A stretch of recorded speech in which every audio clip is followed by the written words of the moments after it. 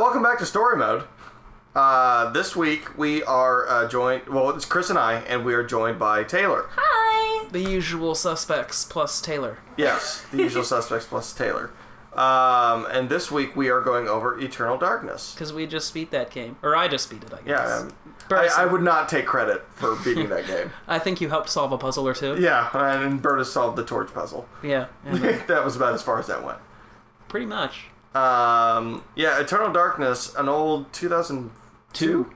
2002. Eternal Darkness, yeah. I suppose I should start off by talking... Yeah, so you can go back and you can watch our Let's Play. Eternal Darkness is this kind of lost cult classic of a game. Yeah. It's funny because we were just talking about cult classic movies. This is essentially a cult classic of video games. Yeah, I think there's some here and there now, but I think this is, to me, this is one of the top ones, because not only is it kind of a forgotten about game, but it's a game that's hard to play, and not in terms of like the controls are hard or it doesn't play very well, in terms of just getting your hands on it and getting a way to make it work on something, because it's only available for the GameCube, period.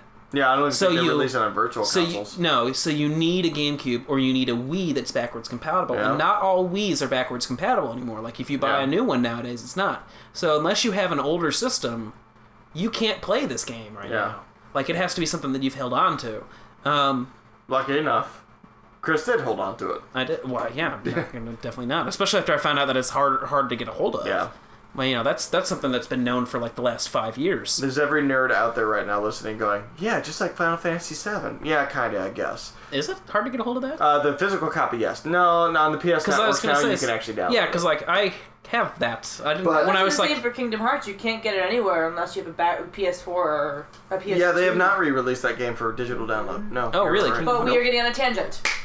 I have that game on my shelf, so I have 2 of those. Anyway, yes. Thank you, Taylor, for bringing us back. So yeah, we're going to tell you we're going to give you a bit of a rehash of the story, in case you didn't sit in through our Let's Play. Although I highly recommend you do. I think it's one of our better ones. Cut to the shooting of the nurse. Oh, hey, you could have saved her. I still can. Okay, do it.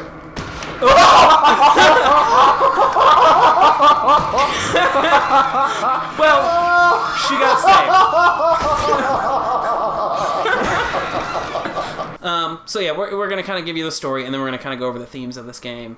So yeah, well, the game itself is. I mean, you should start off with the game itself is sort of an action adventure kind of game with puzzles in it. Yeah. More puzzles. Well, no, there's an equal split of puzzles. Yeah, it's sort of like it's one of those things where I wanted to write it down. It's is it a first-person shooter or third person? Third yeah, person? It's a third-person kind of adventure game. Lots of puzzles and a decent amount of action. And a decent amount of action. And it has magic in it, yes. Yes. It has the full thing. The central story is about you playing as, I believe she's like 21 or 22. Yeah. Main character's name is Alex. And she just found out that her grandfather was murdered. Yes. But not just murdered. Murdered and his head has just disappeared. Missing. Yes. Missing. You never find it, actually. Yeah. I just assume it was consumed. Yeah, probably. Yeah. So what ensues then is sort of, after the police can't find anything at all about how this murder happened or who did it or anything, you as Alex start to just sort of explore the mansion one night to see if you can't find anything. Yeah. And as it turns out, you do. Yeah. Only it's not really answers to necessarily who murdered your grandfather, as it is to answers to what is the nature. What is the nature of this universe that I'm in? You find the Necronomicon. No, the Tome of Eternal Darkness. Though I think they're both made out of Evil Dead. Yes, they're both made out of human skin, though. So there's and have skulls. And an eyeball. And produce magic. I don't remember if the Necronomicon actually produced magic or not. Yeah, technically it was when Ash read from it. Oh, yeah, okay. Yeah. So the magic book of people. Yeah. So basically, it's the Buffalo Bill version of a spellbook. Yeah, there's no dick tucking, but yeah. just want to clarify. Please continue. But there's definitely goodbye horses. Yeah. Interesting direction. So yeah, I didn't expect that metaphor. You find this book, and then you start to read from this book. Why wouldn't you? Because it's a game. The game doesn't give you any other options to it. Agency has been taken from you. You can just stop playing the game. Those are your options here. Yeah, book made of flesh, done. But as you read this book, like any book, you get transported to another period. Yeah, pretty much. It's sort of the most. Actually, out of just about any video game ever, this is sort of like, man, you know what's great? Reading. Yeah, basically. It's like the video game that really supports the idea of reading. Because when you pick up the book and you read a new chapter, you literally pick up a new character and play as that character in that time frame. Yeah. So you actually play as 12 different characters throughout the course of this game. And you're unraveling the mystery and story as a whole as you go through each of these characters through different points in history. Okay. And it kind of does this they don't overlap, but they have like similar. You will play as characters within the same location. Yeah. So, for example, the first thing you go back and read is the story of Pius. This, I believe he's a Roman centurion. Yes, I believe so.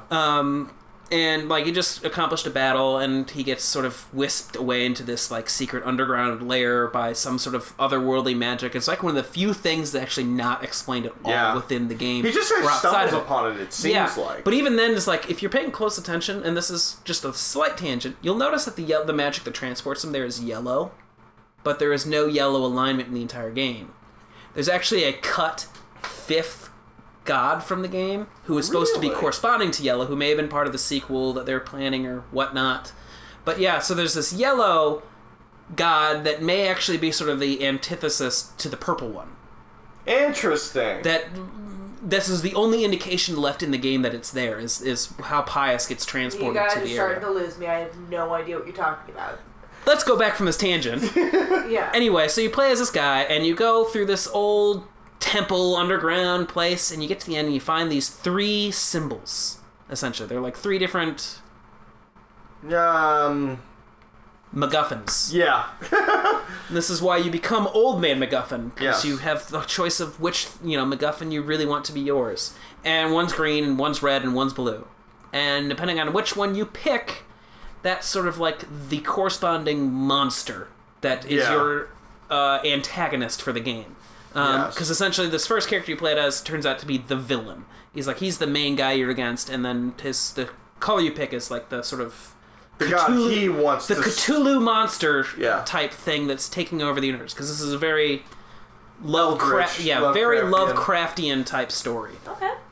But yeah, he basically whatever color you pick is the god he chooses to want to summon into this universe. Yeah, into Earth. Yes. So then you go through. So can I ask what color you guys picked? We picked green. Because green is the color of insanity. Well, that's not why you picked it. That's just what you guys picked. You did not let us know that. No, I just told you to pick whatever you wanted to pick. Okay. So you play as him. You play as your main character, and you play as your main character kind of between these chapters. You go and find new chapter pages. You solve a puzzle in the mansion, and you get this new thing. Because it seems like that your grandfather hid pages all around. Outside these 2, you play as 10 other characters, and these 10 other characters are in a couple different locations. And one is like this Cambodian temple. Essentially, it's very similar to Angkor Thom. One of those old, very ancient kind of buildings. Maybe there's traps in them or not, and there's certainly a lot of traps in this one because it's a video game. Yep. Can't just be easy. And the story of this one is, it's you as like sort of a slave girl, and then she doesn't quite make it, because that's another kind of thing that happens in this game a lot. Is you play as a character who you think they're going to be the hero, only they're not quite. They get through their chapter and they end up dying, or something bad happens to them. But they remain in a position where like their spirit or soul can sort of guard the MacGuffin. The essence. Essence. So to make it like an assumption, it's kind of like the sages of the Temple of Time? Okay. Kind of. Now it's making sense. So, because, and then so this is like something that happens in like 600 AD. I'm kind of, this is probably the shortest, easiest one to describe of the sort of like side stories from the book. And then you come back later in the 1980s as this guy who's essentially Indiana Jones. Yep. And you get through the whole temple again, and you find her, like, spirit, and she's like, here, take the essence, take it to the main characters, who, you are. And that's kind of the general way in which these stories go. They have the one that happens in Cambodia. They have another 3 characters that go back to the same place in the Middle East that Pius, that our main villain was at the beginning, and they have another essence to find there. And then there's another one all of these characters are also unwittingly drawn into these circumstances. For the most part, yes. Yeah. There are a couple here and there where it's like they kind of willingly... With the exception of maybe Lindsay. They she was kind looking of, for something. Yeah, it's like they put themselves in the situation, but they may not know what the kind of situation they're putting themselves into. Because there's also Kareem, who goes off to find a treasure for his girlfriend. Yeah, that's only true. to accidentally find himself in this like old temple. It's like, this is probably definitely not what you were looking for. Yeah. Yeah, so you have, and the last, one of the other, probably the most interesting, like, side story is actually the one that happens in France. Yeah, I'd argue all the French side stories are. Because, yeah, they have there's this old cathedral in France, and you go there 3 different time periods, like one that's around 1800 during Charlemagne's period. Yeah. Pretty sure that's about right. Again, around the 1400s, I believe, during the Spanish Inquisition. Yep. And then one more time in World War I. And... So I'm guessing it's from the southern region of France that you're... Yeah. Yeah. I think so. Okay. I don't know if they ever actually really make it clear what area of France I you're in. believe in the World War One, it is implied in southern regions because of the German occupation. That would make sense. Yeah. But, yeah, so it's like this is probably one of the most fascinating because it also just sort of... The level changes the most from chapter to chapter. So in the first time you go there, it's 1800s, it's this very tiny little... cathedral in the middle of nowhere. It's like one big room and like one little room to the side, but it's got all these basements. That's what you explore, the old catacombs. And when you come back later, it's a much more built-up place. It's got a couple wings to it. Mm-hmm. There's the old cathedral, which is the place that you played through in the first chapter that you were there for. And then by the third time, it's huge. It's like an entire complex. Yeah, it's just a big. It's the size of a modern day cathedral. It's some kind of thing that's there, but you still find a lot of the old places. And that's probably one of the coolest things too, is like the way that they level design these things, where it's like you come back and you see things that are different. The Cambodia temple though is I think exactly the same both times. It's just like they add more traps to it, I think, in between. So yeah, you have all these different sort of side stories, and then you also have the main story about the main character Alex, her grandfather, and an ancestor of theirs called Max. And this is probably the weirdest aspect of the story. Yeah. For a story that's very weird, one of the things you find out is that under sort of the mansion that your grandfather lives in, that you're exploring in the process of this game, and that you find out through the flashback to Max has been there for like 300 years, a good portion of time. Yeah, that mansion's been there a while. Since pretty much the America was a thing. Yeah, I think Max takes place right after the Revolutionary War. Yeah, it's something like 1780s or something like that. And it's already a well-built-up mansion. You find that there's a city underneath this mansion. Just kind of in this natural cave. A big city full of... horrors. Cthulhu monsters. Some of them big, some of them... a lot of them mostly just tiny, human-sized Cthulhu monsters. Yeah. Human-sized, considered tiny. Well, compared to some of the other things. Well, yeah. Place. Usually Cthulhu... I mean, when you usually see Cthulhu, he's gigantic. The size of Willis Tower. If not bigger. Godzilla-sized. Kaiju. Yeah. There you go. That's a better term. I'm going to lean over and smack you. Something I really believed her, too, in that minute. As if I had not come up with the word kaiju, I'd have a big red mark on my face. I'm more offended at the Willis Tower than... Oh, well, hey, it is what it is. That's what it's called now. I didn't make it up. Just like how the Black Sox Stadium is Guaranteed Rate Stadium. The Black Sox Stadium? White Sox, yes. White Sox. Why did I think Black Sox? What was that? I don't know. Let's just move on, guys. So, anyway. Underground City. Guaranteed City. Yeah, and so, yeah, I don't really ever know if they established what the sort of, I guess, relationship of the city is to everything else. I think it's where, like, certain kinds of creatures stay. Yeah. Because it's kind of implied that there's multiple cities like this around the globe. Yeah. Which is a little frightening when you think about it. Yeah. Even if it is weird. So anyway, yeah, you pretty much spend the whole story that you kind of go through in all these different chapters is getting these different essences together, these different MacGuffins. And most of them they're the ones that Pius didn't pick up in his chapter. Like at the very beginning, you see these 3 things, and he gets the one, and you don't see that one again because he's got it. Mm-hmm. These other 2 are the ones that are off hidden somewhere that you need to find. And you find both of them. And through the efforts of all these other people helping you out through time, even though you didn't know it until you read this book, right? You get all these things. So, the climax of the game, you play as, again, you're back as your main character. You're back as Alex. And you go down into this underground city, and you finally confront Pius with these different artifacts, and you use them to summon in sort of the counter guardian, because what they are is they're aligned in this sort of triangle of red, green and blue. And one is stronger to another. It's sort of like rock, paper, scissors. Red beats blue, blue beats green, green beats red, and I got that backwards. Yeah. Red beats green, green beats blue, blue beats red. And they each correspond to, red is sort of like health or vitality, blue is magic, and green is sanity. So each of these two, they have different effects on your own meter. So it's if you play the green one, you're more likely to be turning insane. If you play the blue one, you're going to have a tougher time casting magic spells. If you play the red one, you're going to have a lot harder enemies to kill. Yeah. So when you get all these together, you decide to summon in this other Cthulhu monster that is going to kill the Cthulhu monster that Pius is summoning in. And there's a big kaiju fight in space. Yeah, well, they're, as we call them, super kaiju. Yeah, basically. Because they're implied to be planet-sized, which is I don't. What's I guess super in Japanese? Anybody know? Because isn't it kaiju is Japanese? Why are you all staring at me? I can't think of the word right now. the adjective that would go with kaiju. How is Super Mario World called in Japanese? Super Mario World. Damn it! Super Mario World. Damn it! You just use it with a Japanese accent, as though you're speaking in English. That's it.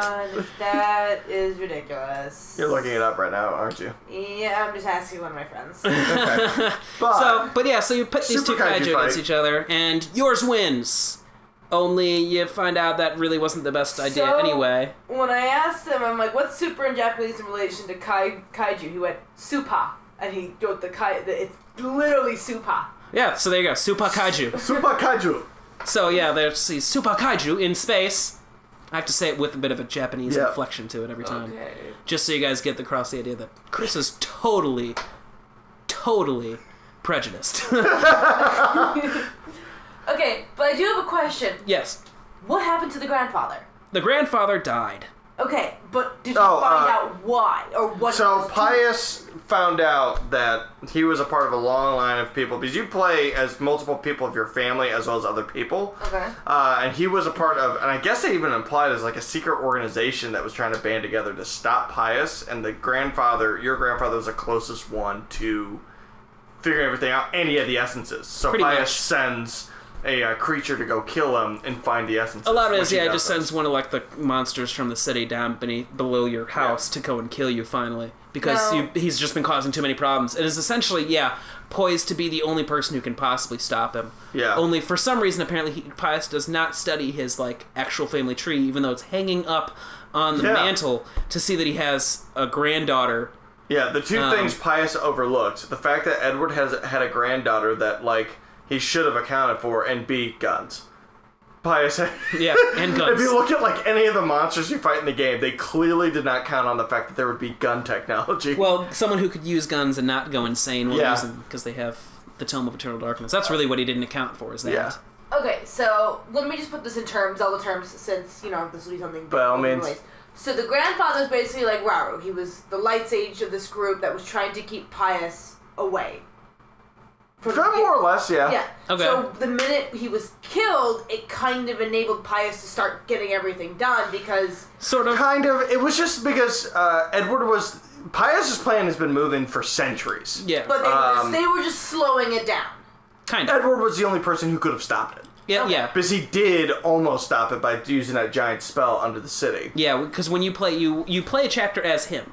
Yeah, and it's almost the last one, so you don't really find out. You don't really find out why, but you see kind of the lead up to it. Yeah. But and part of it is you essentially cast a big spell that sort of really disrupts all of his plans. But this is about 50 years before actually the main plotline of the game. Yeah. It's 1950 when you play as him. So he dies 50 years after that. Yeah. So it's a significant amount of time. Although, yes, I think it's sort of implied that... Well, because the dude with the grenade launcher, whose name I can't remember, the firefighter, he meets up with Edward again and said he's close. Yeah. And we have to do something about it. So it's sort of... Yeah, it's kind of implied that, pretty much the reason he's killed is because he's just about the only person really standing in the way. Yeah. All right. And he's the owner of the mansion with the city, so below it. So it's essentially killing the Guardian Keeper, essentially, that could do anything. Okay. So you get all this stuff together, you confront him, you beat him, you pull in your guy, and then actually your grandfather comes back from... So you have this weird kind of thing where as you're fighting him, a lot of characters you played as kind of their spirits come back and help you fight him too. Yeah, which is actually a really cool moment because it's like everybody getting their little revenge on Pius. Especially... So it's basically like that scene in Harry Potter where all Voldemort's past... Yeah, yes. Actually, yeah. Yeah. Yeah, and then your grandfather comes back and he helps you to sort of pull back your spirit, your Super Kaiju that you summoned into this universe, and that's pretty much the end of the story. Yeah, because you realize that your Super Kaiju is also not that great of a thing. He or she would also just enslave and destroy humanity, just as Pius was going to. So the only reason you summoned it is so you could stop him. Yeah, and then you're kind of screwed until Grandpa comes back and goes, no, don't worry, I got this. Yeah. Our rock beat his scissors, but now our rock is here to destroy everything. So now we need a paper to beat the rock. Well, no, actually we don't do that. We just banish the rock. Yeah, we just rebanish him back until you do the game on 3 runs where you play... Hey! That's the secret ending. Okay. We're supposed to be dealing with that with a lot more... Yes. So, sort of. Because here's what happens is when but you can play through the game again, and then you can play through the game again. So you get the chance to play through and play all the alignments and see all the little different details, which isn't too much. It's usually just what the difference... Unless you're Paul. Yeah, the monsters look a little different, and one character gets killed at the end of his chapter slightly differently. Yeah. In a slightly different but gruesome way. Yeah. When you get to the end of all these, you find out that everything's sort of been this ploy by this one other... He's kind of more of a regular kaiju, even though he's really just a monster-looking thing. Because he's not big, but he's powerful. He's clearly displayed to be powerful, even though you may not have realized it. And he's actually like the resident of that Cambodian temple we kind of talked about at the beginning. This is the chapter. You actually run into him a couple times. You'll see him in the person. And what you find out is that everything's been this monster's sort of plan. That this monster, its name is Mantarok, knew the whole time these other 3 evil eldritch abominations were trying to get onto Earth and enslave and destroy humanity. And at the very least, Mantarok is indifferent to humanity. Yeah. And quite possibly benevolent or friendly towards them, because when you go through this temple, you can also find just these murals of things that are painted, and it's almost described as like a fertility god. Yeah. And more in the sense of like fertile soils rather than female fertility. That's what I assumed. So what you find out is actually all 3 of these stories that you take part in all happened. But they happened on parallel timelines. And at the end of all 3 of these playthroughs, this god, slams all these timelines together so that none of those 3 initial monsters even exist anymore. Like, they all destroyed each other in different timelines, and because they all destroyed each other, they just brings them all in the same area, and now there's none of them left. Mm-hmm. So the day is saved! Yeah! We did it! Yeah! I mean, we did do it, because we played as all these people. But that's sort of the weird, timey-wimey ball story thing that happens here in Eternal Darkness, and it's... So it plays around with the idea of parallel universes that... run on a same parallel timeline, and then that there's a god that can manipulate all that. So the god just made them all perpendicular, and just there you go. Pretty much. Yes, but yeah, that's essentially what it looks like, and so you can only imply that maybe he is totally self-serving, and his indifference to humans can go either way. Yeah, it's a lot of it's left very vague. Okay. That a lot of people, I guess, would have seen continued. But never really did. I don't know. Part of me wonders if, it'd be neat to see more. I'd like to see more in the same vein as the story. I don't know if I necessarily like to see something in the same exact universe as the story. Like a spiritual successor? Yeah, like something that uses a lot of the same storytelling techniques, but isn't necessarily about the Eternal Darkness universe. It's just totally new lore, totally new monsters. Because as I kind of like at least where it ends at the moment. It kind of leaves things open-ended enough that you can really kind of explore it in your own way and come to your own conclusions without having to sit down and go yes, this is what happened, because we need to make a sequel now, and we need to determinations about what happened. Well, I guess if you look at it as a whole, you accomplished the main objective, the hook, if you will, of the game. What happened to your grandfather, and you resolved it. Yeah. So I guess on that front, yeah. I mean, why would I want to continue that story other than...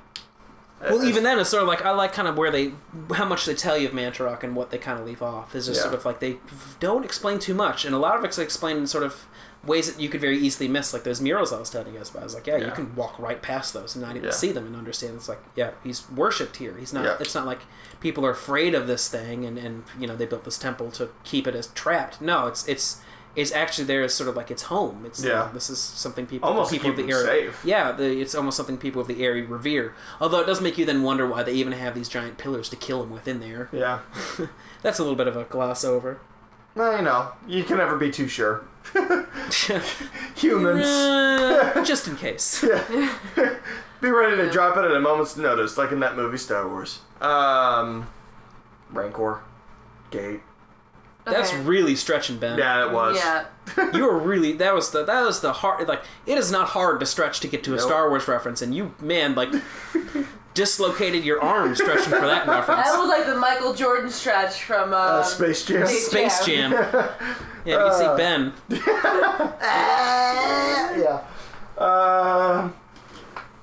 But Eternal Darkness. But that's the story of Eternal Darkness. Okay.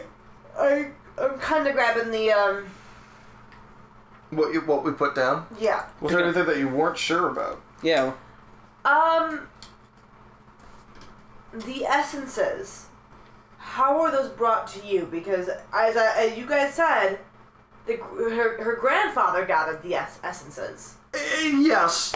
So yeah, it's kind of dependent. Like Are they hidden throughout the mansion? Yes. Okay, I didn't know. Like, there's all of a sudden some like pretty much like you'll get to the end of a chapter where it finds out you get to the end of the last France chapter, and the guy who's a World War I vet. It's like the 80s, and he's an old guy. He came to visit Edward, and it's like, I don't know what this is. Blah blah blah blah blah. And he's like, don't worry, I'll keep an eye on this. Yeah. He's like, you've done enough already, and he lets the World War I vet go and have what little peaceful life he could have left, despite the fact that guy's got to have Not only did he see the horrors of war, he saw the horrors of another that guy's dimensional being.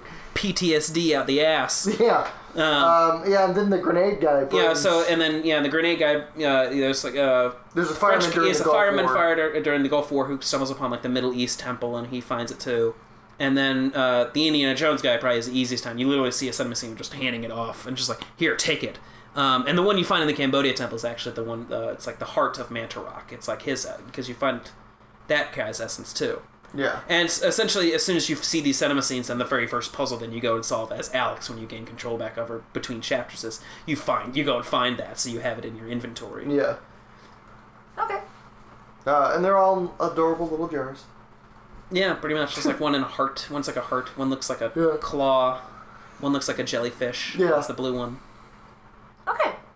So as I'm getting this right, Alex is home alone in this mansion, and she decides to try to find out what the happened to her grandfather. Yep. Stumbles upon this book, which has, I'm guessing, the first chapter, which is Pious. Yep. Immediately in it, yes. And then she immediately begins to search for the other chapters, which are obviously missing from the book. Yes. Pretty much. These pages lead her to the essences, which she collects, and leads her along to what her grandfather was doing, which thus leads to the end fight with Pious. Yes. Yep. In which it all accumulates and disintegrates. Yes.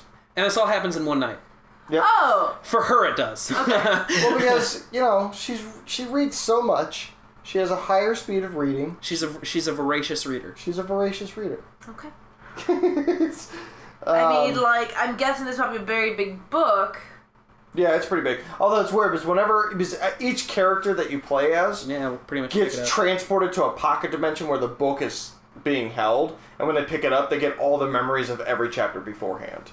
Ugh. It seems strange that Alex has to read it, or maybe it's just implied that she just gets everything absorbed at once. Maybe it's implied that they read it when they picked it up. Yeah, maybe. And it's just they skipped over that part. Man, the guy who was a part of chapter 2 must have had the easiest time. He only had to read one chapter. You haven't had to read Pius' chapter. Who's this dick? That's the end of chapter 1. All right. Guess I'm chapter 2. This can only go well. All right. But yeah, so that's the story there. Yeah. You were going to mention something about a theme. Well, something yeah. that struck out to you? Well, yeah, I mean, to a degree, when you start thinking about the game, because it's, you play through the game and a lot of characters get killed, and some of them in gruesome ways. Yeah, you bring up Paul. Paul is this monk. He's part of the Inquisition. He's the second character in the France area, and you kind of play as him. And as when you play as him, you came from the chapter you just played as in the Indiana Jones character, who made it out of his chapter alive and brought his essence to Edward. And it's like it seems like it's right around the middle of the game. It seems like things are. It seems like the turning point. Only you get to the end of Paul's chapter after kind of getting ready to prove his innocence to the Spanish Inquisition, to run into this giant monster, which promptly kills you in the middle of a cinema scene. You think it's going to be a boss fight? Nope. Dead. Miss Burtis and I were sitting there and just going, what the just happened? Because in our version, his head explodes. Yep. Because either gets squished or his head gets exploded. Yeah. And you're just like, what happened? Yeah, what happened is you lost. Yeah. And now I can't remember what the point I was trying to make at the beginning of this tangent was. Oh, but everybody dies. Yeah, everyone dies. Including Paul. But yes, okay, the themes. I need to watch my brain patterns. So everyone spends their... It's a very kind of bleak, almost outlook, and especially a couple of these characters, we paint that they get away, like the World War I vet, who's just not likely to be having much of an enjoyable life after that. Yeah. All things considered. Yeah, just about the only person who really seems to make it out without any sort of any kind of problems at all is is Lindsay, the Indiana Jones type character. And it's mostly just because he just shuffles off the scene before it's implied that anything's bad going to happen to him. Like, he was self-aware of the situation and said, yep, here it is, I'm out of here. Yeah, the last character you play as before Alex is like this Canadian firefighter who personally brings his thing in the middle of the night to Edward. It's the way the scene plays out, it seems a little bit more sinister, and I think he pretty much says that they're hunting him. Yeah. So it's even this character is not having a very favorable time. Yeah. So it's a lot of these end in very dark notes. It's kind of a very seemingly dark game. Only you kind of get this, you point out, that moment when all the spirits kind of start coming back to help you out. I think that in particular stands out as what almost the game's really getting at, rather than being man, life sucks, doesn't it? Isn't it just the worst thing ever? Yeah. And for most of the game, you just let there to agree, only to get to the end and kind of realize it's not really about that. It seems to be a little bit more about the idea of humanity as a whole being stronger than an individual person. Yeah. There was even though there were centuries of evil happening, there was just as many centuries of good there to combat it. Well, sort of. I mean, it's I guess rather a different way to put that is for every step along the way that Pius tried to make his plan occur, there was someone in that time and place who just stood up to try and stop him, whether or not they even knew they were standing up to him. Yeah. They were just standing up usually for something that they believed in or wanted. Yeah. One of the biggest cases would be Anthony, the first character you play as in France. Starts his chapter getting a curse put on him that was meant for Charlemagne. And his whole thing is just going to try and find Charlemagne to warn him of that he's in danger. Yeah. That's pretty damn selfless, really, when you kind of... It's a little bit typical for a hero, but it's pretty selfless, especially in the wake of, everything else that's happening in this game. It's that happens to a lot of characters. They just a lot of them try and do something very selfless, only to have it kind of blow up in their faces. At least it seems that way at the beginning. It all comes back together at the end where all of their efforts did amount to something, and all of them were able to fight and defeat Pius in the end. Yeah, it wasn't just Alex. It's sort of even though your efforts may have meant very little in the moment, in history will turn around and judge them as being actually much more worthwhile than you may have initially thought. It's basically a Van Gogh scenario. Even though you're not successful now, you could be successful later. Pretty much. Yeah. That's a pretty good way to look at it. Yeah, I mean, because when you go through the game, even if you look at it from its art design and how it's presented, it's a very dark, very dour game. It uses a lot of kind of darker, muted colors. Everything kind of feels gross as you're looking through it. Checkers is running all across the floor. Yeah, you find rats. Yeah, that we named Checkers. Everything's got a little bit of a gothic gothicness to it that it makes you feel as you're playing the game that there's just almost no hope left until he gets the end fight there against Pius. Yeah. I feel. Yeah, it's sort of... I mean, you kind of start to feel it in certain of the chapters where you make that alive. Yeah, true. It especially feels very triumphant to kind of have these moments. And it kind of vindicates them, the people, at least from those chapters, before they even come back as ghosts in the final fight. The people who died and didn't accomplish their goal. When you finally come along as a character that does, it kind of vindicates them behind you a little bit. It's like, oh, well, they may not have accomplished it, but they at least pushed, like, the stone a little bit away along the path. Yeah. It's a little bit further than where it was. Now I was able to, finish it up. Especially when you're dealing with something as large as, summoning gods from another parallel universe. That's a big deal. Something where it's like the main antagonist's mission is taking him 2,000 years just to get it set up. Yeah. And it's like, and we're just stepping in for about a day every 100 years or so just to kind of screw up everything. Some of us with guns, just saying, did not account for them. Or at least didn't roll with the plan when those started popping up. He didn't try to adapt to the fact that there are guns. Try and train his minions in the use of these weapons. Yeah, that would have made a difference. That's going to be like the next game we see. It's like, it's got Cthulhu monsters, but they've got guns to shoot back at you with. Thanks, Ben. You're welcome. And you know what? I'd play the crap out of that game. I guess there's something I'm thinking about as I'm saying this is, it's typical of me, at least, to try and pull out like a much more hopeful and like positive message out of anything, because I'm the kind of person who watches like a movie like No Country for Old Men, which seems very cynical and jaded about the world, and read like, this isn't a movie about that. This movie is like a challenge to not let the world be that way. Yeah. And so I'm the kind of person who kind of pulls that out. It was the same way I felt about Hail Caesar, another Coen Brother movie. Well, it's not the direction I want to go, because I want to ask you kind of a more specific question. Because I've not actually read any Lovecraft, but you have. Okay, yes. Would this be something a theme that you think would tie into Lovecraft, or do you think he's more cynical about humanity? He's a little bit more cynical about humanity from the few stories that I've read. I've read Escape from Innsmouth. Oh God, I can't remember them. I know I have not read The Call of Cthulhu, which is interesting. Have you read At the Mountain of Madness? No, I got through a little bit of it. Because I know that one's supposed to be like the really good one of his. Yes. That is one I have not read. And, well, because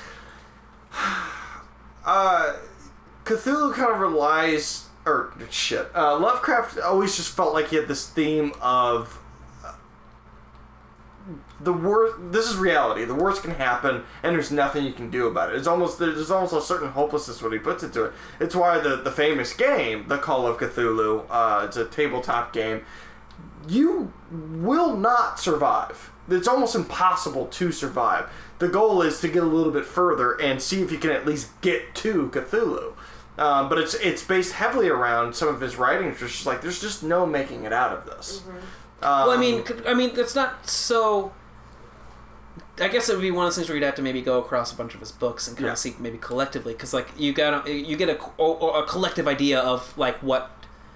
Yeah. Because you're focusing on 12 different characters. Yes. If you pulled out the 6 like first characters you play as, this would seem like a very like probably fit right in with everything you're saying.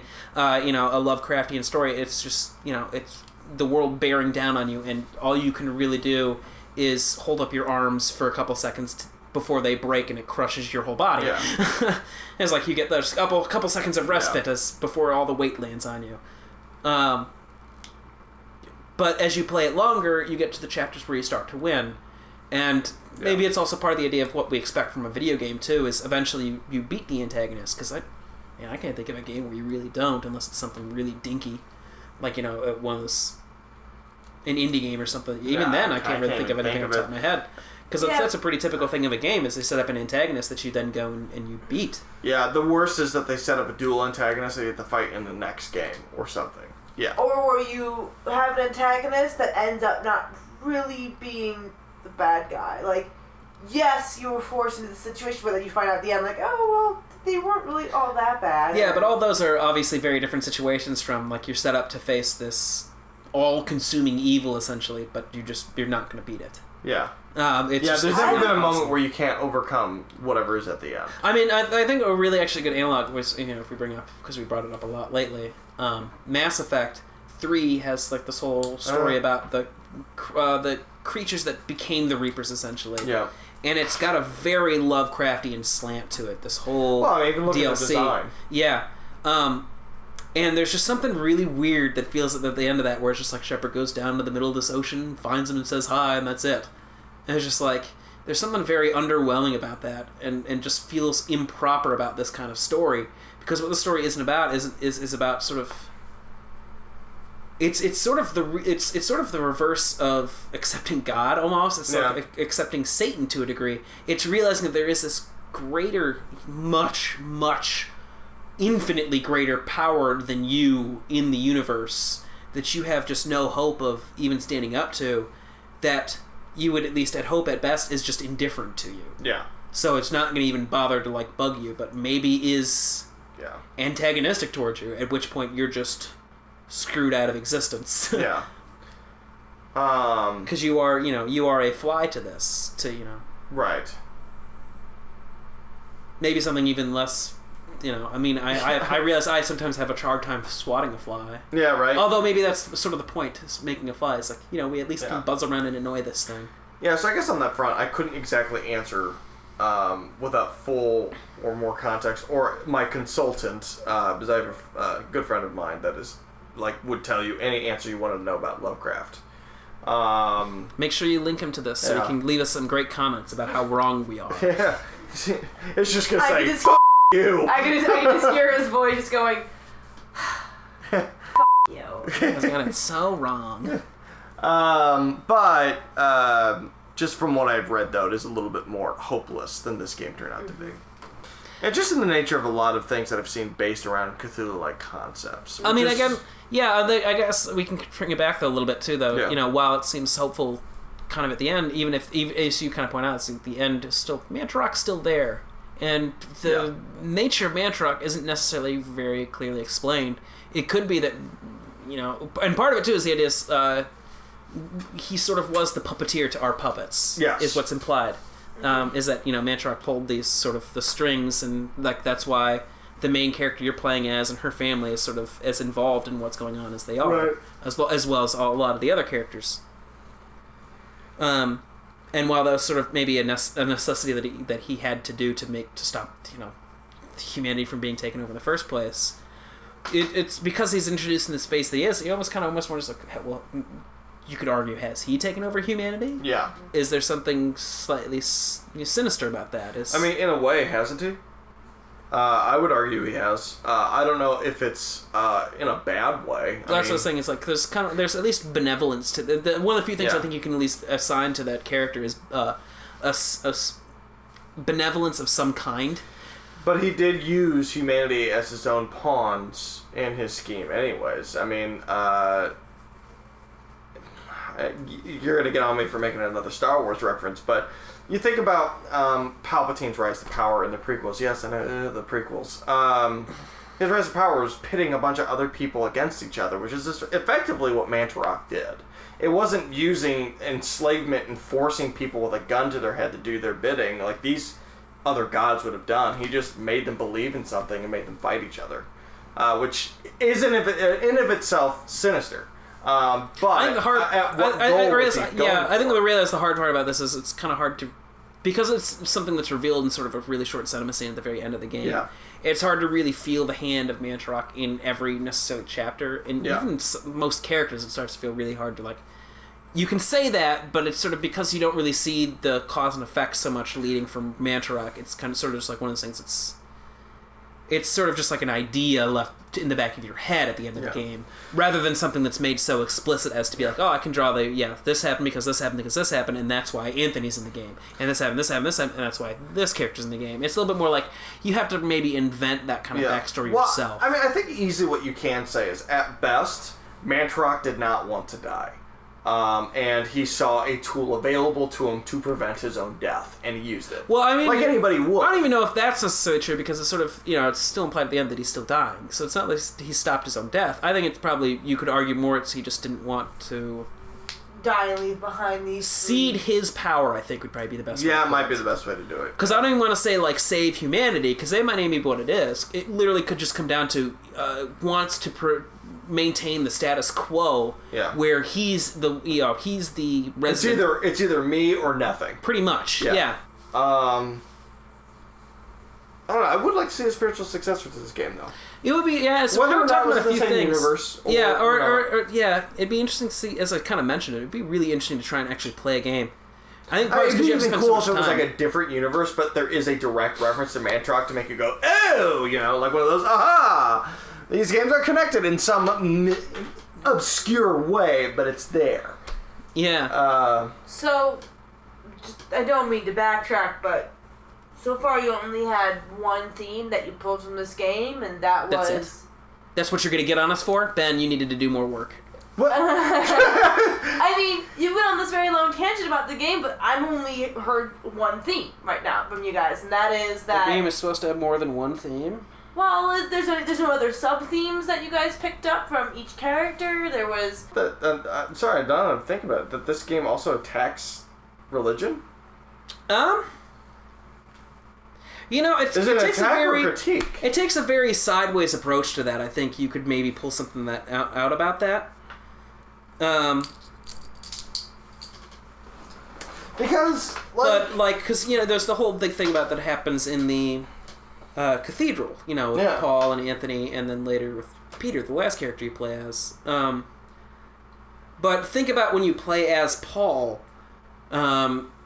It really is never pointed out to like, oh, God isn't real, or he's lost his faith. In fact, that seems to be kind of like the exact opposite of what his I guess I'm not thing so goes much, at. Is that he kind of... I'm not so much pointing out like religion and faith as far as the institution of religion, because think about it, Augustus was masquerading as the head of a lot of these time periods, and using his deception and everything as a head of a religious sect. Pius Augustus is his full name. Ben just decided to use the guy's last name. I thought it was Augustus. No, I guess it was Pius Augustus. Old Man MacGuffin. Old Man MacGuffin. Pius Old Man MacGuffin Augustus. Okay. Alright. The third. Now, really? From what you're telling me also, couldn't you also have the theme of passing the mantle? There is... I suppose, because maybe it is just one big trek of passing the mantle. Well, and it's a a torch fight running. that goes on for generations. And you could also have that, you could draw a theme where it's a... thing is, I don't think it'd be so much passing the mantle as it would be more assuming the mantle. Yeah. Because there really isn't at any point is any character, taught. Forced. There are a couple of characters who are really given what they need to have done. The biggest case would be the Canadian firefighter, Michael, at the end, has his MacGuffin just handed to him at the beginning of his. Like, you just need to go do this. Yeah. But for the most part, a lot of them is just kind of... The characters take on what they take on because they want to, rather than because someone tells them they have to, or because they're forced to. Mm-hmm. I think Alex in particular, it's kind of, it's not about how her grandfather left all these things behind for her, because you feel like if they were really important to him and he thought he was going to die, he would have. Yeah. Because this is saving the world kind of thing here from, internal enslavement. I'm pretty sure you would have left at least some instructions behind if you thought that you were going to die and not be able to carry out the mission yourself. Yeah. Whereas she literally comes across them pretty much on her own volition, and for the most part decides to take part of it herself. Yeah, she does. Even after reading the first chapter, she's like, I need to read more and see what the hell And is going actually, on. one of the little slightly confusing story elements to it would be is because, we had those scenes that happen about every 2 to 3 chapters where it appeared that her grandfather, his ghost, was coming to talk to her as she's reading and learning all this. And what you find out in the last one, it's not her grandfather, it's Pius playing a trick on her. Yeah. And trying to stop her from continuing to read. Yeah, trying to sort of put the heel to her. And he's the government. He doesn't want you to read. He wants you to be uninformed about the end of the world. But you don't. Yeah. You gonna stop? Nope. Do I need to put a black marker by your name, Ben? What? Teacher thing. The black marker. Okay. That never applied to me, but okay. Wow. That never bothered you. That explains a lot. No, it never applied to me. We never did stupid stuff like that. I thought you were saying it's like, yeah, I got the black marker next to my name all the time. I didn't care. It was a mark of pride for me. That would make a lot of sense. Oh, boy. And now I'm completely lost as to where I was again. Pius tricking. Yeah. So you would say it's not there isn't a theme of passing the mantle. No, it's more of assuming that it needs to be done. Yeah. There we go. And of course, then the one thing we never touched on at all, actually, in this whole thing, that I should probably bring up at least once, is the insanity effects. Very cleverly done. Because one of the things that this game does is that we kind of described it to you. You have health and magic, and the last, those are pretty common meters for games. And you have this one last meter and then called sanity.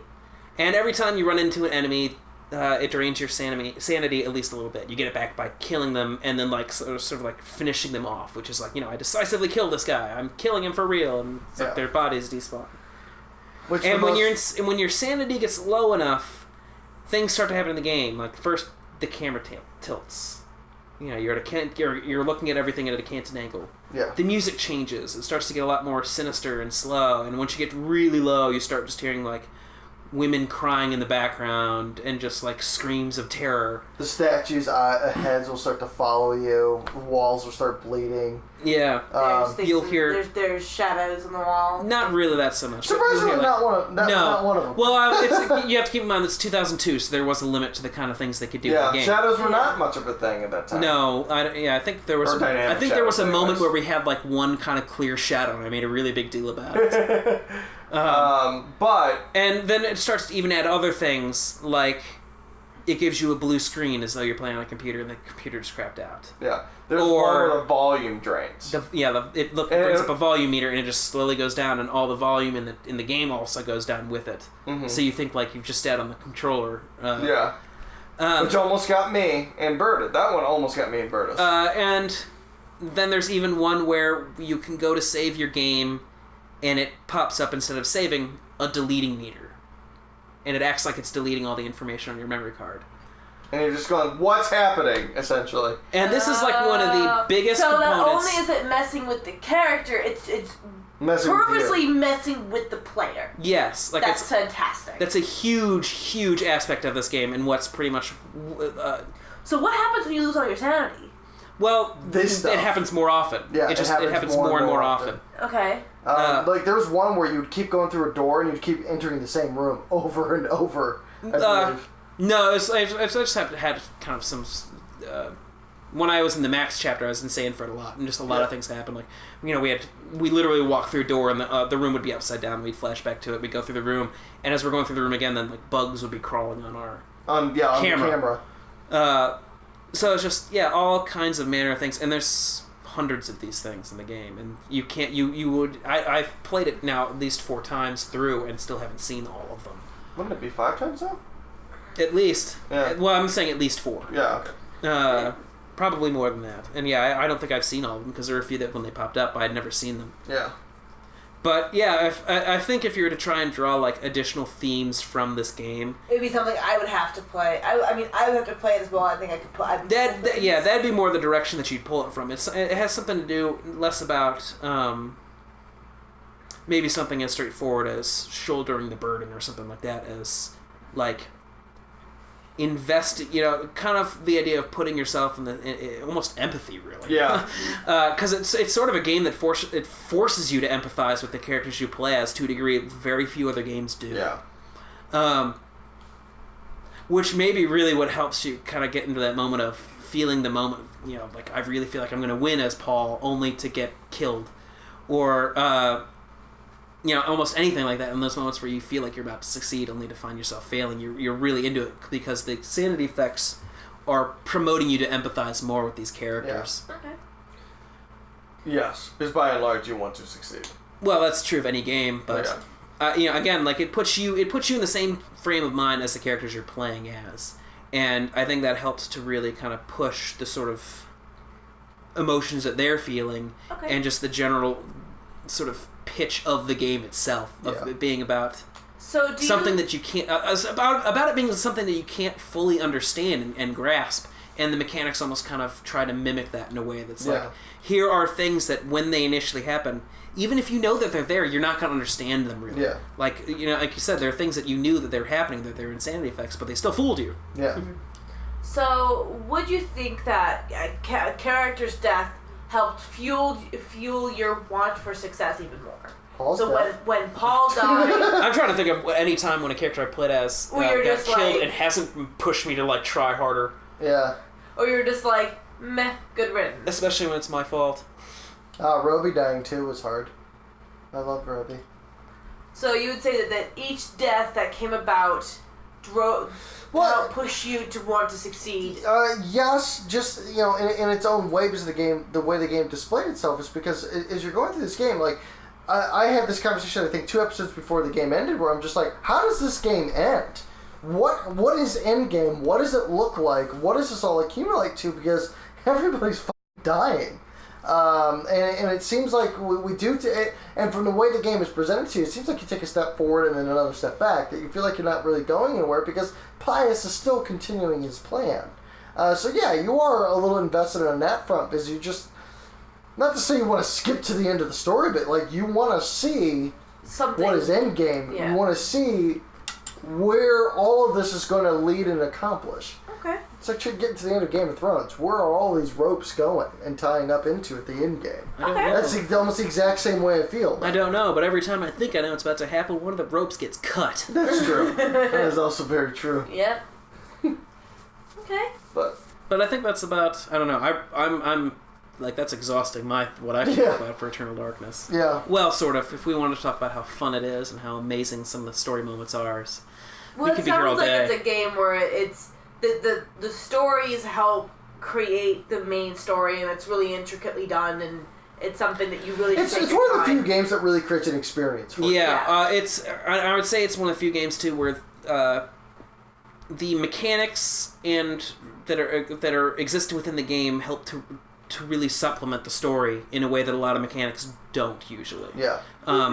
Where it's one of the few games that like really kind of pitches its ideas. We're being story driven here, and sometimes the gameplay may not be as exciting because of that, but it generally works. Yeah. It usually is almost always working for the game to be taking that direction, and yeah, you can tell by the way the game is designed and all that too, that it's almost more about like the story and how it all collectively adds up than it is about the gameplay, because the gameplay is more about how it ties into the story and tells the story. Like the way you cast spells, is it being combining all these different runes that you pick up, and each of them having their also you can cast spells from the different there are schools of magic that are based on the different gods. So it's like if you cast a red spell, it uses the red god's sort of power. Yeah. And it's sort of like all of these little things tie back into the world in a way that a lot of other games don't. It's really impressively constructed, the way it's all put together. Okay. It's unfortunate that Silicon Knights really couldn't duplicate that magic. Yeah. Or that there's almost nobody that wants to try, even. I mean, yeah, like we've brought up multiple times throughout Eternal Darkness, Arkham Asylum. Yeah, there are a couple games here of those things that back. borrow elements, like certainly, like, the one I think of whenever I bring up Arkham Asylum is like when you see that last Scarecrow chapter, it like, the game like, kind of like, it messes yeah, with it the like entire way through. glitches. It looks like it's glitching out, Yeah. and like it's failing. And there's several moments where it looks like I should just stand up and reset my game. Yeah. Which is very much something that Eternal Darkness sort of set a precedence for. It's like, yes, we're teasing you, we're playing with you, Yeah. we're getting under your skin. Yep. But Okay. yeah, so thank you very much for listen to us reminisce about our Eternal Darkness playthrough. Thank you for letting me come in and listen and grill you guys. And, even though we've talked a lot about the story, how it all plays out, I honestly encourage anybody who listens to this to play the game themselves. Yeah, Even if you've watched our Let's Play, play the game yourself. If you can find a way to get a hold of it, and you have to be one of the people who can't find a way to get a hold of it, we need to start like a petition to Nintendo to be like, Dear Nintendo, release this for the Switch, please. Yeah, on some virtual console somewhere. Because at the end of the day, what I'm actually really most... It's funny, it's a horror game about insanity, and I'm sitting there, it's like, what I'm afraid of happening is that this game is lost to time. Because there's something happening with this game that... There are a few other games that are like this, and it's kind of one of the things I don't really like about how we have just systems, and we put out a new system every 4 years, whether or not it's like we really need one. Is like, but what happens is we get games like this, is there are not a lot of them, but they just kind of become lost. And it's like, I really don't want it to be 20 years from now, I go like, oh yeah, in Eternal Darkness, and like, 2 people can tell me what that game is, and no one can play it at all because it's no one has a working Wii or GameCube anymore, and the GameCube discs are gone. Yeah. It's just like, I really hope that we don't see that happen, because it's sort of, we've sort of learned the lesson from some movies about, Catch on Fire and the original prints go up, and about how it can be really rotten to sometimes lose some of these things just to history. It's just, I really don't want to see it happen. No, I hope we can kind of sidestep that problem. Yeah. You hear that, Nintendo? You don't. But I'd like to think you are hearing us. Thanks for listening to us, guys. Yeah, thank you very much for listening. We'll catch you later.